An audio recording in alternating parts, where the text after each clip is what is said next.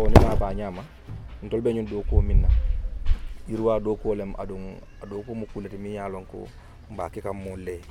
wala yatin nabi ko pour mu nga beng nga kacha surtout kula mi yalon ko abe kela pour mu ka demaro futandi molla min be sula ngala e bar jannim be dunna kacha kono dron bela fila pour mu nga mbulo ka fu nga duwa e bajala be nyim mitingo wala be nyim bengo min najang nga ke kayro kono fanan e no nga ban kayro kono inshallah bismillah bismillahir rahmanir rahim salli ala sayyidina muhammad wa ala اللهم صل على سيدنا اللهم صل وسلم على سيدنا ونبينا مولانا محمد وسلم تسليما الحمد لله رب العالمين ala barka bake comme ka kumo da wala pour mu ka metti ngo nyin dayele lafta pour mu ka kala mutandiro futandi damen to wala ko brikama janni alkalo ben bismillah ala kana silo idante pour mu minul bel lamoy lo ka bo radio to kata fa television to pour mu ila longoto ka fahamuro ke miyen sijan wala mu ko brikama nema kabilo development association jama safa e negda ninna diaspora kafuba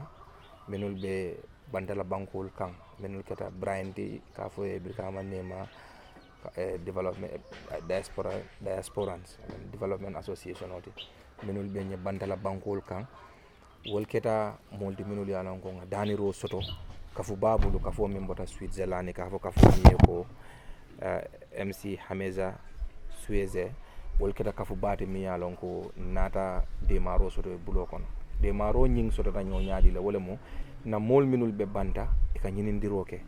ibajala nyinindiro min be mako la ka yurwa kol samanan na kabilo kanya nata karamunto tabulol soto nata sirangol fanan soto itol bulo kono sirangol min tata kanyan sirang keme saba siran tankononto anin fula olam 392 chairs anin tabulol minul yalon ko tata kanyan tabulu keme tabulu tanse anin tabulu lulu bare tabulu sifal nin sirango sifal minul bijani jama nyen ka isa foye ko asekeno executive seat soltile bari amus baga solti minul yalon ko karam do dindingol se use no class o kon bawo jama na education system o min kam batandi killing ni jama nyen ka isa foye ko conducive learning environment bari fanan access to materials fanan ka ko mi yalon ko ay karam do dindingol batandi idara karam ngol doldo de maro mam fuda daminul do bake e baaje la ko dindingol setara siring duma dol setara siring basol kan bari kabri nga nyinindiro ke nga min soto nyinindiro kono asiata nyindile bawo nga sirangol minul soto anen tabulol nga minul soto ase keno niye konti be se keno wuli kilen dinol bari tol sembo nyinu le samana noni banko kan nanja wala mo kaje ko tabulu keme tabulu tanse anen lulu anin sirang keme saba siran tankono do anen fula adum wo sirang ni ajibe amanke na marché kono sirangolde hani nyen sirang wo sirang ni be kilin sanna ibe dala se keme woro bondila wala ibe dala se keme woro wula bondila pour mo kanyen sirangol sang hanni nya boyta kan adum e manke sirangolde mi yalon ko nsafo joga an sirangol lem siram bambandingol lem benul be mela karam mongol to kilin fulan jango tabulul fanang ni ajibe nyenul mustanda tabulol let je pocket sol soto e bala mi yalon ko dindingol sila robal kenwa bala je bo kedulal soto hanni ñaaboyte kan fango balo nala ko tonya ñino material solete min dal ko ndol nga min dam ma fango soto ñebe hayma yebe kafu ñola ni ngi lafta pour mu ke san gambia ko dola ning adoyata e be dala se wuli keme lul bondila wala min siara woti ko mi nga ñin tabulol fenge jan sen ñin tabul ke luwo ke li ba sotolal at least $1,000 plus sirangol fana ngi bol sotola dawoda o bitala almost $750 plus ko mi nga fa no ñami woto mbenna diaspora kafu tendula bake bari fanan minul fana e de maro futandinna mbe tentula bake mba fole ko nyin ketan dolla kabilo ko ndani kodi kanyin de maro sotal bulo kono bari alkalolu na nema alkalol bijang mba fulale ko nyin bagasol minul ngi soto wol keta kuti mi yalon ko man nema dam ma jibe because ni brand ni nek dala lon kango jibe ngala fe minna wala mun nga de maro soto wala fe pum kamira nema dam ma wala atin nan ko miro fulan bandam karam mon dolbi hande nga tara ko e be sirango la class kilimbe wala fonisla wara ay ke model classroom moti nga jibe kolbe sambala nyaade le baaje la ko ninga jama ba soto kotenge se mirano pour mu kam runje because nin dindingo dula kendo sota be karango kala damin to ninga dula kendo sota be sila damin ala karango katimmale because ila miro buka siya nin dindingo ka bo suwo kono akara karam moda ke mira nin futata be sila damin to ala lanet environment is not conducive. It's obvious ko abe ko lala dindingo bulle pour mo karanti mare mo soto woton benna diaspora ka fo kontonna aning MC Hameja Suez minul ya lon ko wolle nyinde maro sin to la ka bo Switzerland mba fule ko ala barka baade alkalo le nyinna munna naatu moti jambi ko mbadu na media hasul ko mande pour mu ibaje la mul minul fanan be jibe kan I fanansi hame kaje ko mol be sularim bagaso la minul batin la pour mu dindu ngol kara ye kanti mari soto laden nam futata jambi makara mungol ko mande ngani kara mungol minul be fo janka bo birkama lower basic school min kara birkama primary school de kata fo birkama nema lower basic school kaba feta lower basic school aning mahad senior secondary school wol be keta kafolti minul yalon ko ya representative wol soto jam atumando bi nding pareta nyin kacala tabulte la jambi ning atara kon sembo ya sinnano pour mu ke futandi karamol to bari me min kala doron karamol minul jam fatana mahat kaba fita aning birkama primary school mba mek so la le bimbe tabulol minul dila wala woleta alkalolo ñinna mo na ko de bari fanam pour mu ka mol kala mutandi na ñaato sirangol to jam minul basiri ñanta me be diamo lan to ansumana kamaralde beddo ko la negda ndela muy la PROD wala public relations officer na alkal ba sotom bala jam min kata onkul Tidiane Baroti ade fanam mo alkaloti nema jang aninna alkal ba min be sirim bala ko tanke min kata ba dem boti dem ba dem bo pisane afana mo moti mi yalon ko nyin kafo be min kono jantende alota nyin ko dala kono jang fo ngana diaspora chapter soto oto alkal ba mbal kontonna mbal tentula alla lo dulato pour mu kaje ko alkaya maro min si ndolla Kabilo Development Association wala nin ko mun atara ko birkama nema musateleti mba fola ko nyin ka fola mo birkama nema la VDC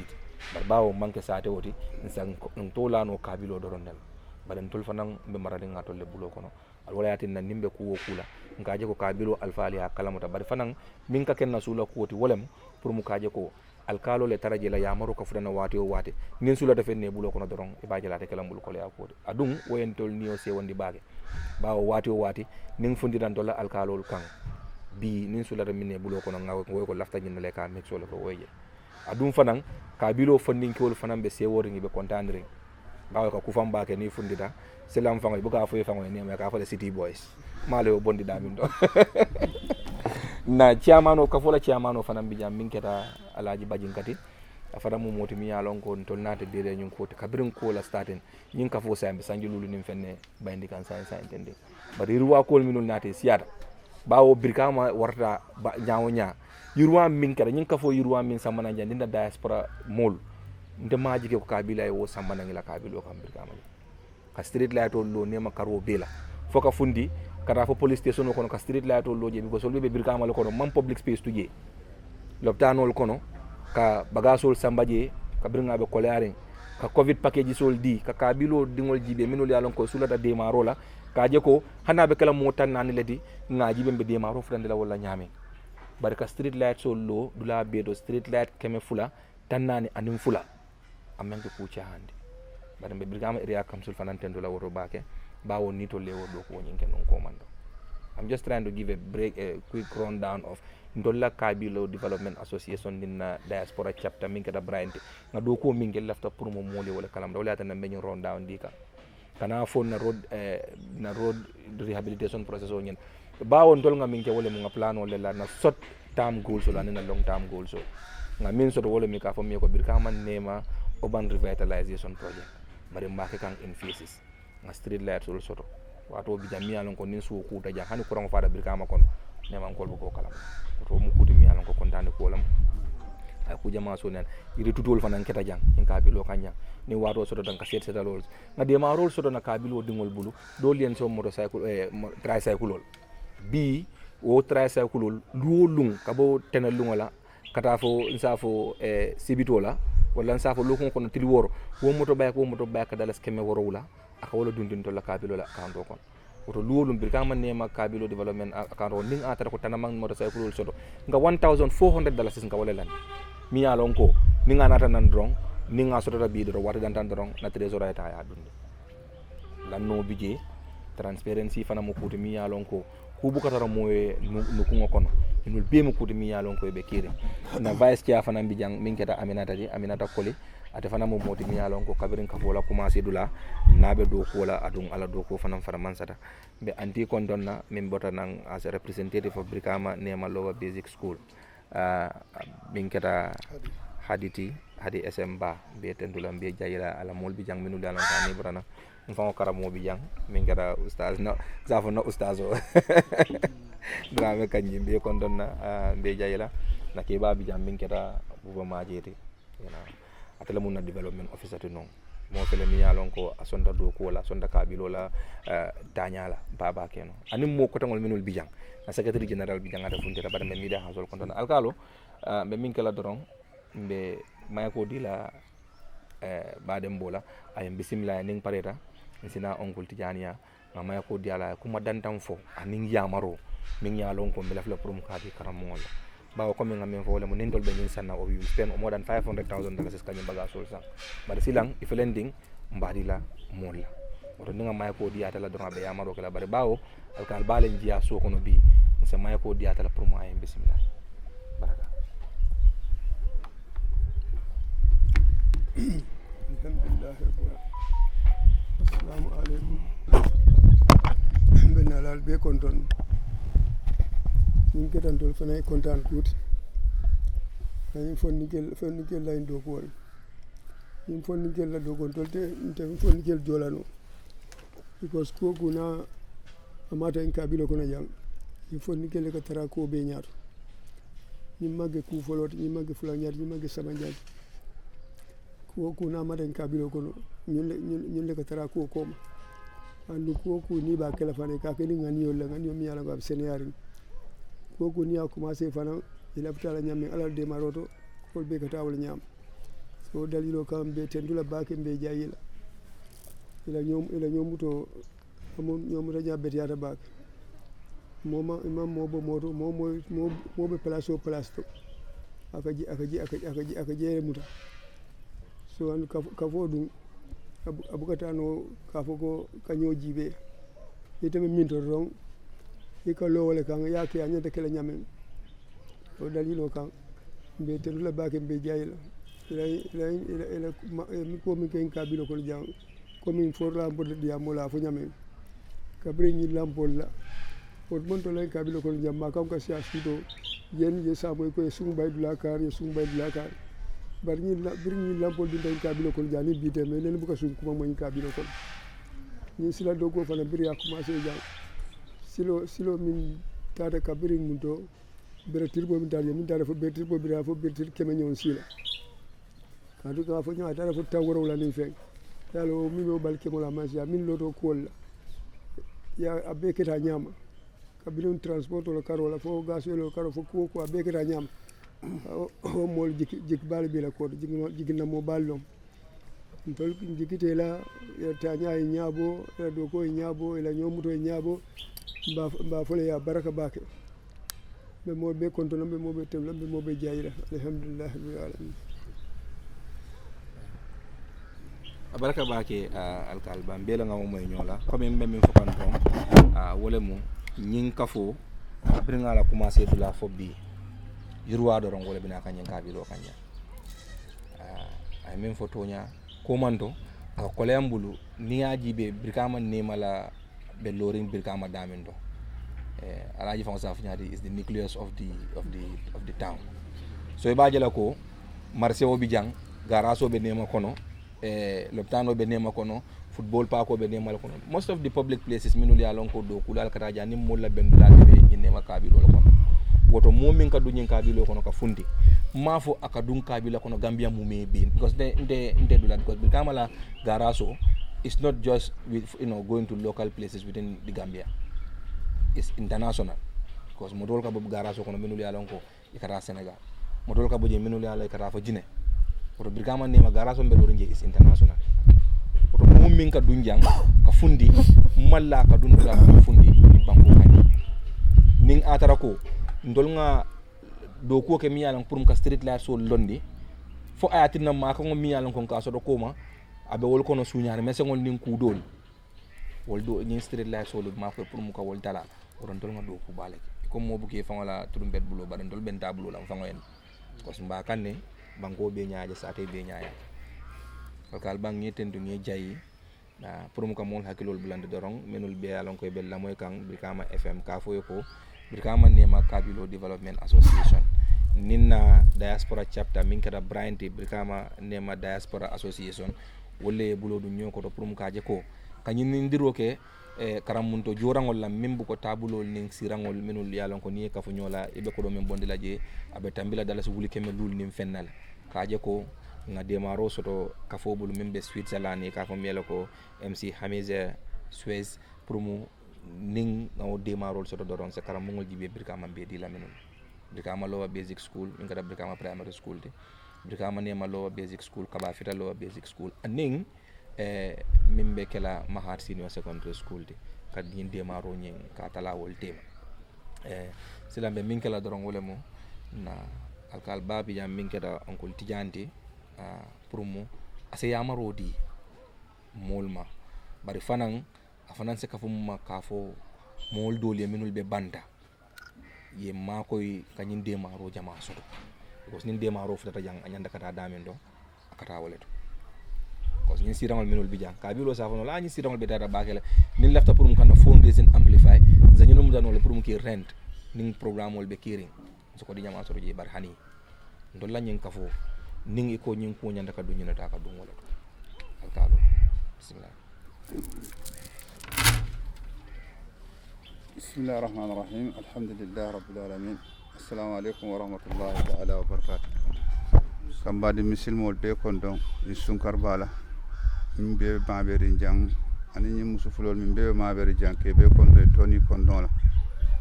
minna koto ke kondon na mimu pisaneti dolle be kabila kili dolle be fana be wuluta nyo kanja ala na tan kafundi fana kan bulan kan den ko kilinna kam may ko real be tentu imbota nan damen kanda bota dama jamfata fa futa non Gambia jam fo bintol fana be famuna fanala ka dua ka fonye fo ala se barka ketu ka duwe fana se mbokili imbe banku do hol kono ka munya nyoy ka sabar nyoy ala mi yenyin ka folo falata la man so sen samba nya fana soni andi lefta ko kunena ala sa be soni andi ala se kairo kenya ala se barko kuje ala na banko kam fana sa ke banko yirwati anin kambe anin sabato kabilo silal be nimita karambol min do milbe be karanaje wolbe kala min di sama ala dronne wolo imbe so ndamune kono makoyro ka do ko ke ila banko e abi jihadolo kono ha mumandi in be tuawdi bota janne tara tuawdu tata nyini ndirola e manna nyina komala woto nyin kafo sifa ka duwa ke fo ala si o sendi banko ka ni jamano ka ala si yirwa ke do min fana be silin kabilo kono jang sen hakilo to nyoto kanyo yaya kanyo jawa sea kabila doko ni kirlo kata nyanta ka funti badi ni ko moy ko tambi nyaato naye kumande nyanta e dankulale ha ka doko soni andile ha aton min fana be kabila kono fondingel ka duwale simala anin jada kende comme c'est boda min fola jam Brikama jirwa ko bebe Brikama nemale ni nema sabol be nema jibunto nema betenari nema taba ha Brikama jirwa ko bebe wolto FMB be wolto era council be wolto garaso be wolto fire service be wolto football filo be wolto betenari loptano abe Brikama oto ni tol dota janka diamu Brikama nema tola fana mun tol fana sewo balete tol mo ko de ala lewo ke koto ka tendro murundi ala ka anala kila ani sunkaro hormoto be ma be la be kontonna ka duwanyin ka fo e milbe bantala ila kata ko be lori nyamin fo ala tala man so se so yirwala min fadan betuta koma ala sa be sonande kila ala hormona barko kam be mo be kondonna assalamu alaikum wa rahmatullahi wa barakatuh baraka baake ko jam diamu beteata be min kala doro wala bawo si yo metale nyanda ka programme start en journal nga tarde o do manding soto mbe na chairmano ko mandila min keta alhaji bajinkate pour mu aya fo moli dalilo mi yati nambe ni sirangol dikan anen ko maya min ba ko ma bari fanan katenduro murundi mul man nimmenul be do kola cause kamin fo mole wolam ko sate o min yalon ko walla kabilo min yalon ko ila diaspora base e ka ñoo charge wati kaje ko momo an equivalent of 5,000 jo kabrin ka fobe lola walla e sa fo mole ko momo e $100 jo ala equivalent de mari be diamondos kadu e sawo sang ka kodo ka fu ñola min yalon ko aka tambi $3 million la pour ka yiru akol sambana ko sani nga ñindiro ke area council bulu ndol buga fa area council ka ala be ken hani ngam min fo wolem ko alla bugo ko min be safari nje ni yiru akol binala area council nyanda ka mara sidula taw worola ndolla sidula tan nano ka woleta wala tan hanena street light project ko kabir area council ya bonde nga bonde kabir ko na silo dada iko be fuelo kala ndol fanan be dula do mutala ñinnom kuti mi yalon ko ndolla ka fo ka tama minna bare ni yaaje wol dol ketano sate o dingol le sonta ñoma sate o dingol doli la dol tamata ikan kaje ko pour mu nkanam fangoje na sate oje bare ni yaaje o be ketano mbe ala dani la pour mu na chairman folo min keta baba XT anin sawante frewol to mal mu mebe pour mu ala yeso jannatul firdaus la bawo atele kada na chairman foloti wakere na chairman foloti kaje ko nga be damen do bi nga fotaje be ke mo jeng fanan tentula bake mi yalon ko afanan kera chairman odi baba X la kabrin baba X na tabam bare bi be min bulo kono bi wala mo alajiti mo fela mi yalon ko wakil da do ko wala bawo example lo kedan do fa nyana kabrin ko masirangol kafu afalo le borta banda. That is a sign of good leadership. You are exemplifying me along ko anyanda kake buka si ka kul bula mol buli afo ko an nganyinge e fangol ka tambi mol nyaado alaje beten dula wala be jayila ba ke bari fanan nse mayako murundi la pour mu kaje ko yekumo do manding fay jandi mi dala presentation ko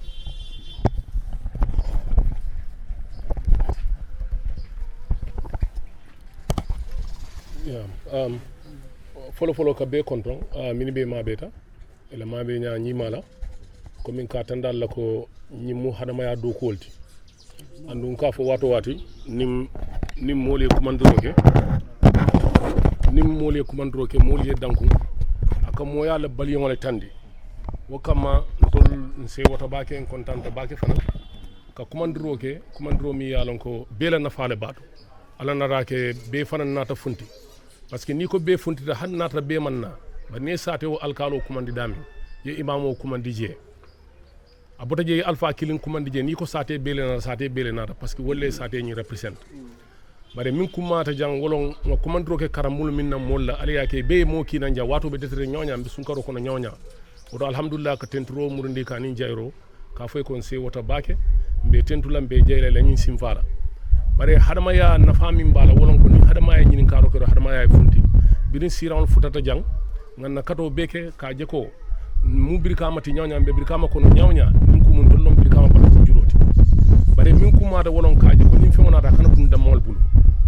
femmam mo ya nyinyandi fon nim fengo futade ma min mo ya nafala ini mol ya tala o dallo latin nan ko nyin sirawon badinga fere jube nga kacha nga jube birkama sate kono jang be fere jumale kala kajo karambu dol fana ye mun nafala komin na karamu min bijang nsa nono nga fa be dannan na karamu damal bare nga joko wajibo lon kajo ko mo yaay tala parce que na dinul bijal min yalla kay bedula dol be karam la je so wodallo kama ka bantalan kol be tentu ke jay komi la simfami yeminta kaje ko nyi futa jang hadama din mi yeke hadama do wolon ni bota kana nyine bota dami akuma da bake balwo kono so wakam mambe na diaspora be tentulam be jeyla ela simfanyale kamin taten andum be nyorla fanan ka fay ko yenyin kusifal nyinyo ya siandi banko kan ya siandi kabilo kan anin birkama dula be to fon west coast in general mbe min fola kumo nyinte jam fala bake biringa alkal fulol be jang kala tentu bema anin kala tentu na vice chair person la anin na dokulal be tomal min be jang ninga to fonfo nse tromper no bare min kumata wolon ka tan dalla ko alhamdulillah mbebe fansum fenwalla fansum dokolo nyinti dokolo mi yalon ko mbele dentala andu nyimbe mu munete pour ka fentu jan sinin soma hadamadin ni pareta la kuriyalon wolon akomo aketa lalu aka wolle bali kayra ko wolla bare birintol ngaje ko min nyantan tol ketala nga kayra ko bondi na ngaje ko abine nafala woto mu kubalti ni yalon ko kummata baki because nyin siral min bijani tabulol min bijang a sekente min fonka diamu nte dintew karamul betoto o karamul kamini be foten ndintew to a seke min fana yakina dintew to bare min kummata wolon yakije mo ya min kamma wo mo ya jorla biji ala biji mi yalla ko ganyina fen woto mba falan na dais pron kole ko ye fen fenke kana mi ko dingi jay me jay suma wallahi mbe jikirin ko ala min mu jorla ta be jola parce que ya julo min dum tol mol min na jang tol mu mon dinnata ko nyin ko bare jorla nyi min mu alati ngalon ko way kuno anda ko ku fananke woto mbe sasila nyinna ko min ka fo ye continuer nyinna andu nana da fanan tol min fanan binya ben karo don be kala fanka daw ka je ko komin ko min nyante mun na fanal ye mun na fala andu tol ngani yo mun nyinete hanna se frano west coast beto mbe kato be kala ka je ko ayke parce que nin kum ñu ya kuma folal ñi ya fo janne ka tandi ko nema be west coast bele bila garage wala a l'hôpital wala football field wala police station wala commissioner office area council physical planning forestry health center ñing ila everything abdana ka be bi janne so wakama and wobe west coast bele jang o man tara nema da may jang woto nin kayra ko nata nema na raje ko nin ñun ñanta den nalale hakil ma ya balum andu ke tentu wakan ke jay wakan ka fo komin ko nin kumu yen tol tambinde don ka do ko ke bare tenturo ni jayro be ñanta muru ne tolle kan ka joko lo tale kan mo ya londe a ñama mo ya de nabe dadala ab molle ba dadano la bar nabe tinyala fana molle ba tinyala andu min kumata mo ya ka futatu la to la ka dadale fo la ba ngay tambi tinyala andu nema kabilo ñi nga korsi wala ñama kabilo ñi ala yake kabilo mol ñi ye ñomuta ye ñokanu e ka ñoya ya fana e ka lefi ñola kayro la fana wo damma mu fenete min warta baake andu ko korsi taman sere kendel to kaje ko mo ya be dadano la ñami nim mo ya dadata wala aka dadale fu labon ay tambi tinyala bare mo ya fana ka futatu la damel ka tinya fa ka tambi dadal andu ntol momo bijang ani nema kabilo dingol be ani mol be moti jam mi yoduwa woto hani sen ka tenturoni jayro mul mol kam pour si o meta andu fo pare wato fana bida ko sunkaro be desdering kalbe tentu kalbe jay min be fana nata jang ñing media membasol ke be tentu ke jay parce que ñim be mu banku do kolde ye momoje abe balwo kono ni kay banko kanule a korosi ay munike banko to abe fenne kala banko wala ne kay banko kanule andu ye momoje nay fengo kanu aka ñine komin kaaje ka fendol fana ñini mini be fen kanula ni moye kono aka molle ñini mini be kanula ba ni moye kon fana aka molle ñini mini be konna woto nin na bantalon ko ya jube ka mol ñini mini be ndemala woto salon ko to tonya wol banku kendo dingol le muyti woto kamma ke be tentu ke be jay bare kela duno cika ka be murundi alama ngalo nan tolte jola de bare be jikiri na ko ye julo min dun julo jola nyaabe kan anda be jola jonya nyimala woto kamma ka duwa ale mbela sunkar muta kadwa fanan ale kayro kembe na dimbal ale be ke saw nyimati kadwa fanan banko ale kayre jidi jang anim banku to mal be ka finno moy dawda ale farla bo be kan kadwa ala kana bela jikitinya suma inshallah be jikirin ala bo kala sun karo fan hor moto ka be tentu ka be jay wassalam thank you ke bal ko problème o mandara kerin ka cabale ala be kerin wala na wati o wati dolla do lonkanka ke mendi wala wati wati ka si nganyo hakilo bulande mo be lo dulal ko kilim bi jenga advocate dolem ko birkama ne makabilo momo min noy okay ni mo kabila dimoto ba on dolla nyen kabilo la ka ko mol bi ye fa minul yalla man tara be sir ne maja e manke ne madindi mawulu ne maja barka fo la kano kamma anin na do ku anin na nyomuto na koye nyabo ke la contribution o senna ne maja ne every year ka fodo jo ko ne madingol ka jo nyame oto niajo be keta kam mengol ya sab bare niajen kam men dafanan nyaton ka kendo le bengo ka bonna alkalol la menul be kabilo kanja kata fo na chairman o membe na kabilo development association oto kata fo na mol la menul be banda la nyomudo bawo ke la wato filiye dol bi je menul ben to la diaspora ina ne ma nyoje niaje diamu re ka diam telephone biya badi ya sabu da malte fo dol ke mira prum kata nyobe gise mune wono ken ka fole wono oto womo ala tentol ba mobe tendo lambe mobe jayila min nata nan jang malon fon se presentation o kenole bawote lobita kanne den ni bajala ko ning futata be baka soldi la damen to ning yela futeji solta maybe jarte safo no ngam mufula mo saba interview in English ibaja la ningi be la news dila o do sem o se ko ni alon ko adima ko la baka but c'est presentation of first presentation o keno janne nga sirangol dol keno sando jam beneficiary sole nana yellow youths responsible for the development of NEMA and the vice chairperson, she's also here, and all other members and all other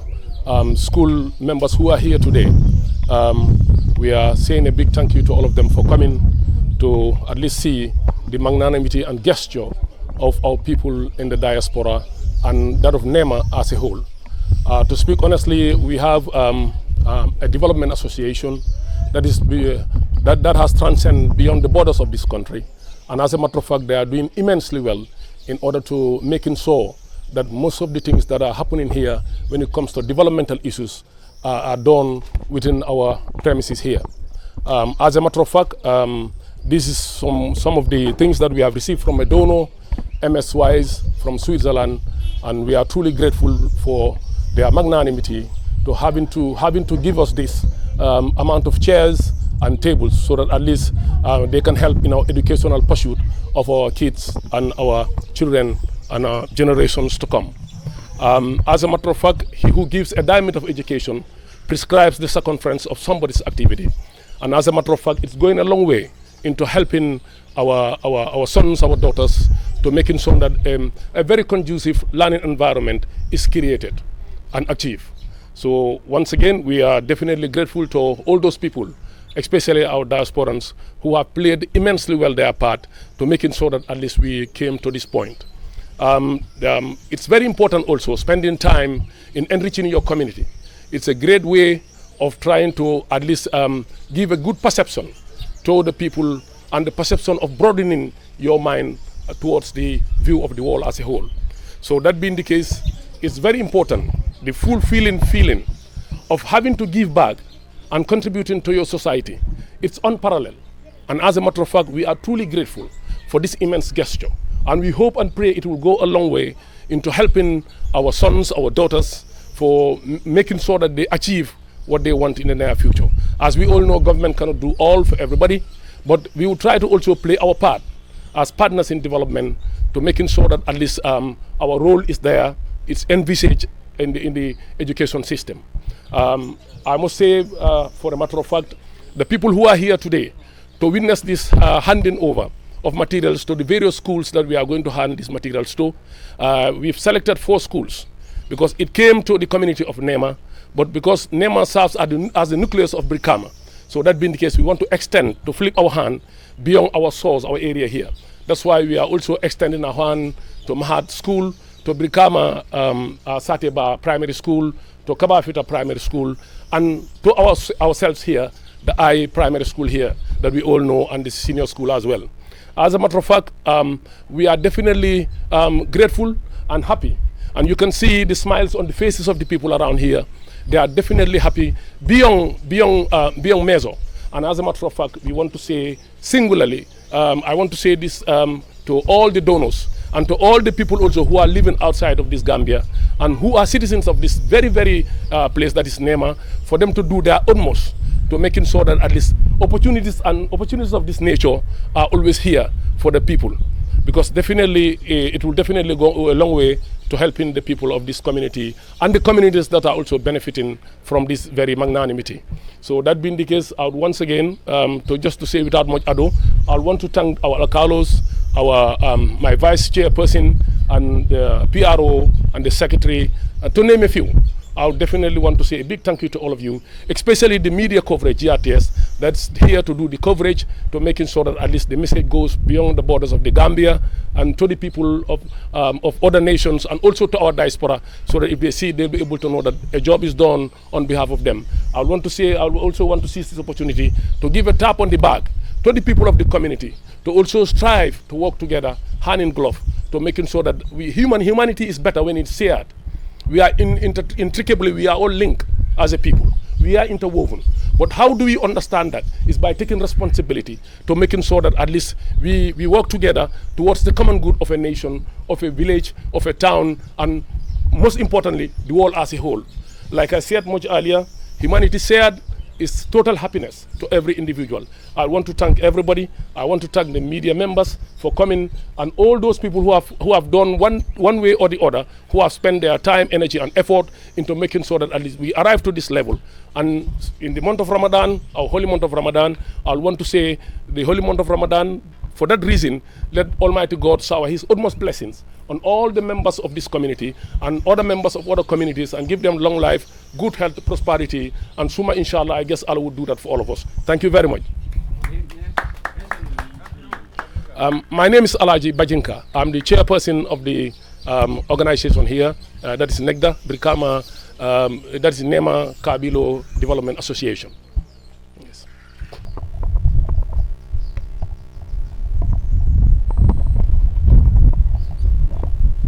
I am Ansmana M. Kambi, the head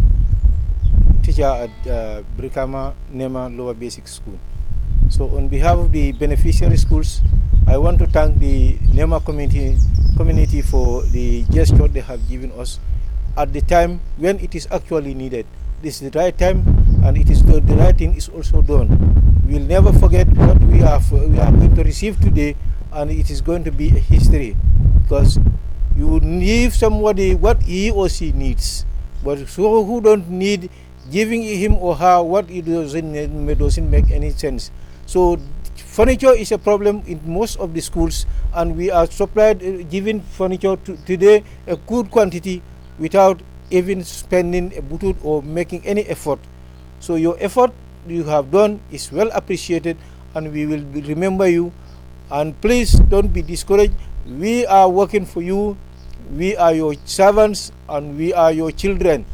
So please, this effort that you have made, please continue. Those who have made this possible, I want to thank all of you on behalf of my colleagues. And please, I want to give you a tap on your backs. Please keep it up. It is not a waste. We are going to make good use of them in our various schools. So on behalf of the heads and the principal, I thank everyone involved in this. Thank you so much.